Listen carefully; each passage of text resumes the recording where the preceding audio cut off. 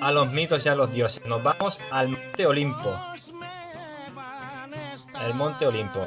Aquí habrá un montón de fotos de excursionistas. El lugar más alto de toda Grecia y la que se suponía que era la residencia de los dioses. Es decir, la morada de todos los dioses a los que los griegos le profesaban sus ritos y sus... ¿Qué pasa aquí? Sus ritos, sus plegarias y sus... Aquí vemos el Monte Olimpo. Supuestamente ese era el hogar de los dioses. Los dioses griegos eran antropomórficos, es decir, tenían forma humana y a la vez tenían características propias de humanos. A pesar de que eran inmortales, sufrían las pasiones de los humanos, es decir, sufrían por amor, sufrían por envidia, podrían ser celosos, podrían tener ira, podrían estar regocijados, podrían estar calmados. Todo lo que se presupone que son características humanas, emocionalmente humanas, podrían ser estiladas en los dioses. Como bien os habréis dado cuenta, los dioses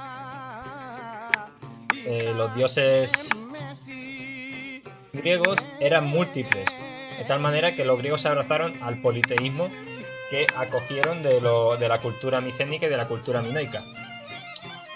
Polis significa mucho, que es justo lo que en el estado de alarma hay en las calles, muchos polis, para evitar que la gente esté fuera. Y Theos significa Dios, de tal manera que politeísmo es muchos dioses. Dentro de toda la familia de dioses que hay, supuestamente desde el caos originario emergen o surgen Eros, que representa al amor, y Gea, que sería la diosa madre, la diosa referenciada como tierra. De la unión de Gea y Urano que representa al cielo, emergen los titanes y los cíclopes. Hijo de Urano será, por ejemplo, Cronos, que será hijo de Urano y de Gea, obviamente. Destronará a su padre y representará el tiempo. Cronos, junto a Rea, serán los que conciban la primera generación, bueno, visto así, la primera generación de los dioses del Olimpo que más conocemos, principalmente con su sexto hijo, que será Zeus, quien derrocará a su vez, igual que Cronos derrocó a Urano, Zeus derrocará a Cronos. Zeus, que será el dios absoluto, el dios todopoderoso, el dios, por así decirlo, simbolizado por el rayo. Hermanos de Zeus, ¿qué son? Pues Hestia, que representa el hogar, Hera, que representa la familia, Deméter, que representa los cultivos, Poseidón, que representa el mar, y Hades, que representa el Averno, es decir, el infierno. La segunda generación de la unión de Zeus con Deméter, con Hera, o hijos sueltos que tiene por ahí, porque Zeus era como una fumigadora, o sea, parecía supuestamente, según todo, partiendo de la teogonía de Hesíodo, que es como el relato en el que se escribe la historia de los dioses, la teogonía. Theos, hemos dicho que era Dios, gonía sería como el inicio, ¿no? El porqué, el nacimiento. Bien, pues de Zeus, por ejemplo, y Hera, y más... Bueno, de Zeus y Hera. De Zeus, básicamente, tendríamos los descendentes de Hefesto, que simbolizará el fuego, Ares, que simbolizará la guerra, Dioniso, que significará o representará el vino, Hermes, que es el mensajero, la circulación, Atenea, como la sabiduría, Artemisa, que representa la caza, Apolo, que representa la belleza, y Afrodita, que representa el amor y la belleza, a su vez. Aunque también Apolo representa la calma, el raciocinio, el ser sosegado, a su vez. Pues estos dioses eran altamente valorados por la civilización griega y le rendían homenaje a base de ritos y a base de templos a los que iban a orar y a guardar oraciones y plegarias y a rendir también tributos. Si nos vamos, por ejemplo, a Olimpia. A Olimpia, que sería Zeus, el dios primordial, es decir, cada ciudad se acogía, por así decirlo, a un dios principal. En Olimpia Zeus era al que más vanagloriaban. Pues aquí podemos ver restos arqueológicos de los templos de Olimpia. Algunos ritos en qué consistían, pues podrían ser cosas tan nimias o aparentemente fáciles y frágiles como donar o dar una escultura de barro o una vasija, hacer meras plegarias, todo desde la purificación, ¿vale? Desde lo que se entiende en amapola, pues bueno, mira, con amapolas también, ¿por qué no? Desde la purificación hasta hecatombes que serían como ritos de sacrificios de vacas, de reses, de ovejas, ¿vale? Todo para ganar la benevolencia de los dioses y su suerte y estar protegidos, por así decirlo. Ahora nos vamos a Delfos, ¿vale? Y de Delfos iremos al templo de Apolo. En la ciudad de Delfos, el dios al que más idolatraban pues sería Apolo. Por ejemplo, en Atenea, cuando lleguemos, la diosa madre sería... en Atenas, perdón, la diosa madre sería Atenea. Aquí podremos ver, por ejemplo, en Delfos, un teatro, un antiguo teatro romano, ¿vale? Pues ahora lo que me interesa es ir al templo de Delfos. Parece que iba a estar muy lejos, pero está al lado, no sé por qué. Que rendía tributo a Apolo.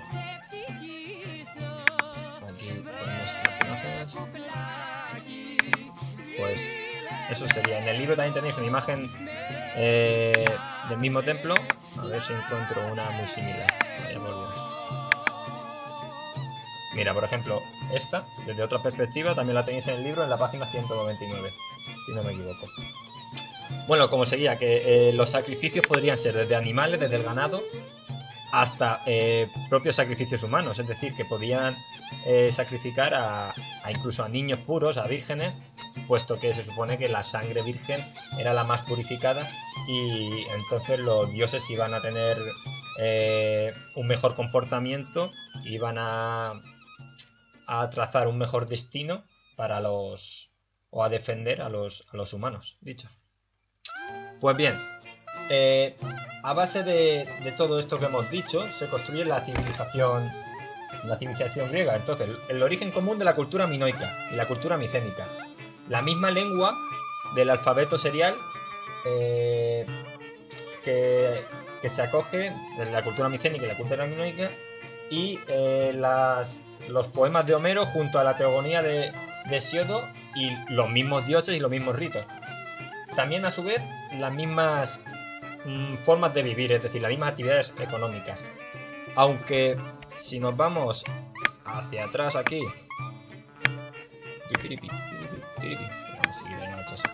si nos vamos hacia atrás, vemos que en la península balcánica está rodeada en su parte norte por el monte Olipo y por las cordilleras. Eso lo hacía fácil de defender, puesto que la entrada por tierra era exactamente difícil.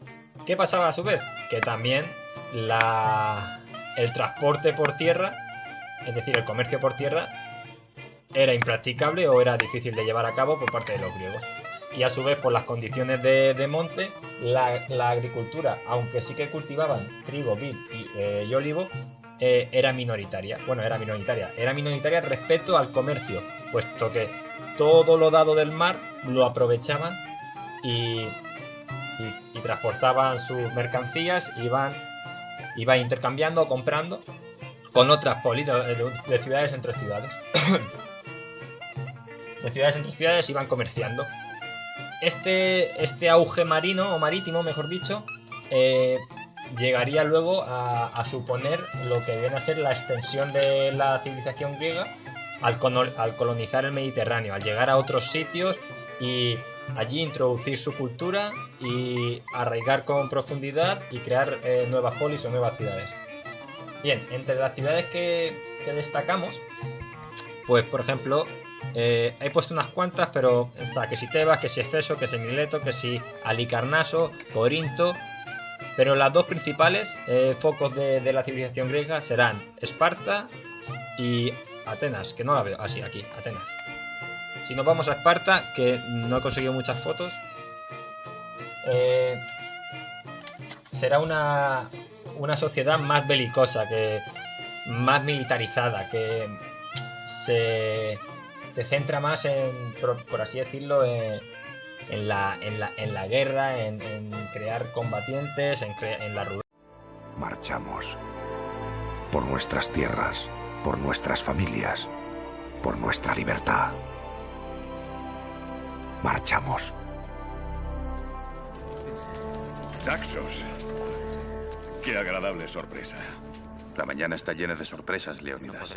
No son más que unos 10. Esto sí que es una sorpresa. ¡Silencio! Ese es su jefe. Hemos oído que Esparta se dirige al combate y deseábamos unir nuestras fuerzas. Si buscáis sangre, sois bienvenidos. ¿Piensas enfrentarte a Jerjes con solo un puñado de soldados? Me equivoqué al pensar que el compromiso de Esparta se equipararía al nuestro. ¿Y no es así? Tú, el de ahí, ¿cuál es tu oficio? Soy alfarero, señor. Y tú, Arcadio, ¿cuál es tu oficio? Escultor, señor.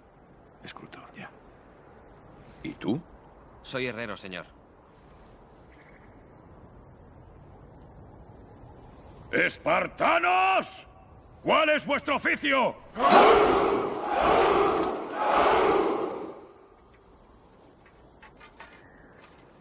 ¿Lo ves, amigo? He traído más soldados que tú. Y el gobierno será una oligarquía, ¿vale? Que significa gobierno de unos pocos.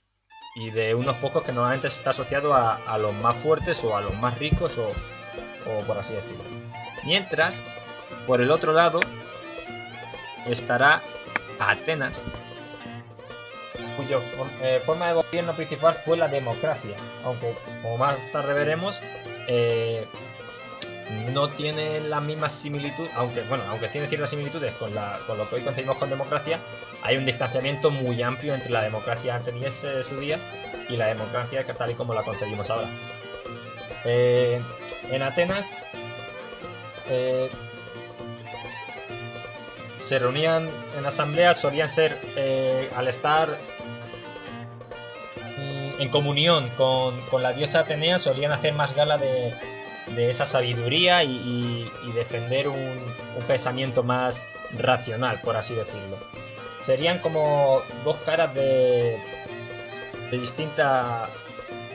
dos caras distintas de la propia Hélade, es decir, como si pertenecen a una región y a una cultura común, Atenas y Esparta, pero son dos ciudades o dos polis totalmente distintas. Dos polis, ¿qué quiere decir? Dos polis que son ciudades-estado, que se gobiernan ellas propias, ellas a su propia manera. Tienen su propia moneda, tienen su propia moneda y su propia manera de gestionarse.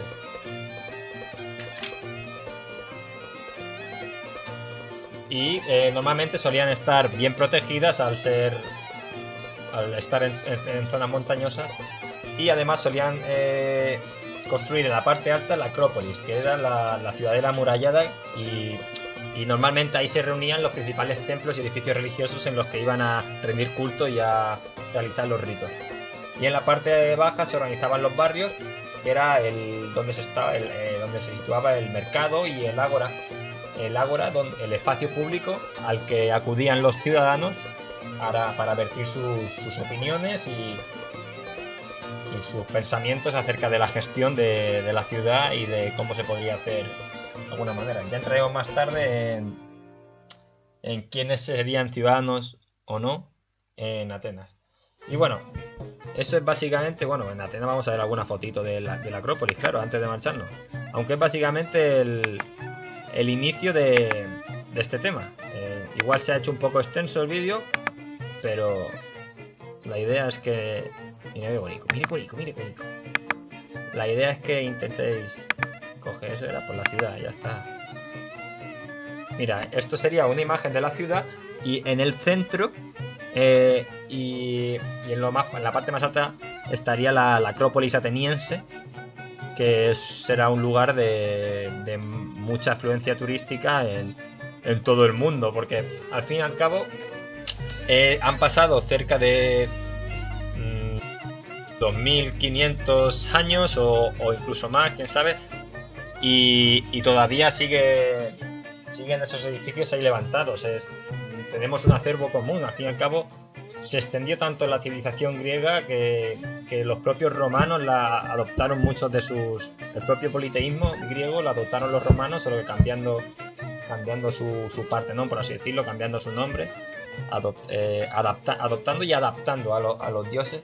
Y muchas de las cuestiones culturales de Grecia, al fin y al cabo, dieron de comer al pensamiento actual y a Occidente en sí.